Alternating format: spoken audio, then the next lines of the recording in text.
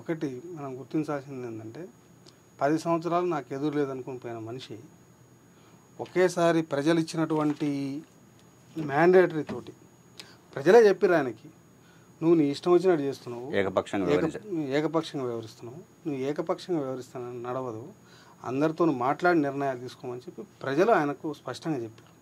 అంటే ప్రజలు ఏం చెప్పారు, నువ్వు పాలించు కానీ నువ్వు ఒకరిని నిర్ణయం తీసుకోకు, అందరితో మాట్లాడమని చెప్పారు. ఆ విషయాన్ని గుర్తించడం అనేది మనం అనుకుందాం.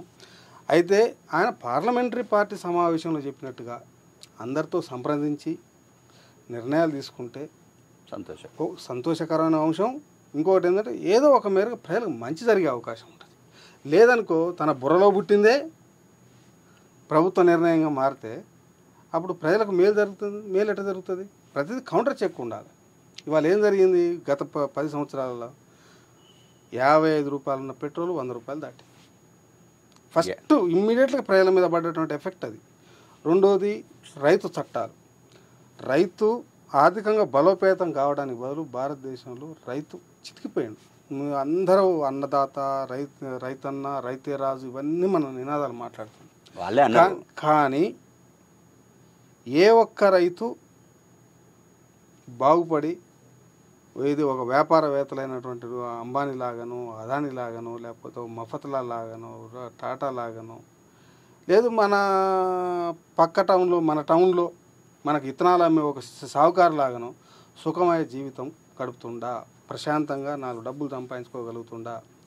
ఇవాళ 10 ఎకరాల వ్యవసాయం చేసే రైతు కానీ, 20 ఎకరాల వ్యవసాయం చేసే రైతు కానీ తను దుక్కి దున్ని కూలీలకు ఇచ్చే డబ్బుల ఖర్చులు కూడా ఆ పంటల ద్వారా వెళ్ళడం లేదు, వచ్చే పంట ద్వారా వెళ్ళడం లేదు. ఇవాళ 100 రూపాయలు పెట్రోల్ చేసినావు కానీ, డీజిల్ 100 రూపాయలు చేసినావు కానీ, నీకు క్వింటాల్ ధాన్యం కానీ, క్వింటాలు కందుల ధరలను చూస్తే ఉత్పత్తి వ్యయం కంటే తక్కువ వస్తుంది. ఎందుకు వస్తుంది? పెట్టుబడి కంటే. మనం రైతుల గురించి ఇవన్నీ మాట్లాడుతాం. పైగా నువ్వు ఒక 3 చట్టాలు తీసుకొస్తావి.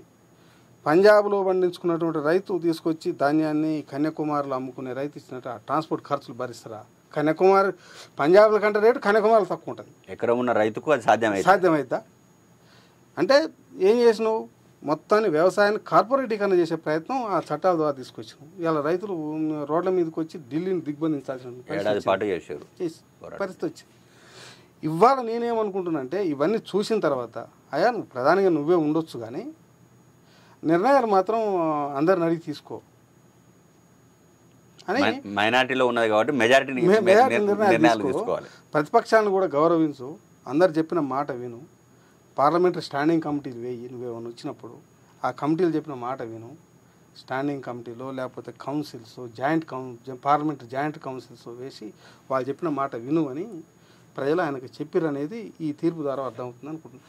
దాన్ని గ్రహించే సమిష్టి నిర్ణయాలు తీసుకుంటానని చెప్పి మొట్టమొదటిసారి 10 సంవత్సరాల తర్వాత మొదటిసారిగా మోడీ నోట సమిష్టి నిర్ణయాలు అనే మాట వచ్చింది. ఏ ఒక్క రోజు కూడా రాలే. నేనే బాణం, నేనే రాముని ఏమన్నాడు? నేను రాముని అవతార పురుషుడు అన్నాడు. అయోధ్య ప్రజలు తిప్పికొట్టాడు. ఎవడురా నువ్వు రాముడు, నువ్వేమన్నా రాముడి అవతార పురుషునివా?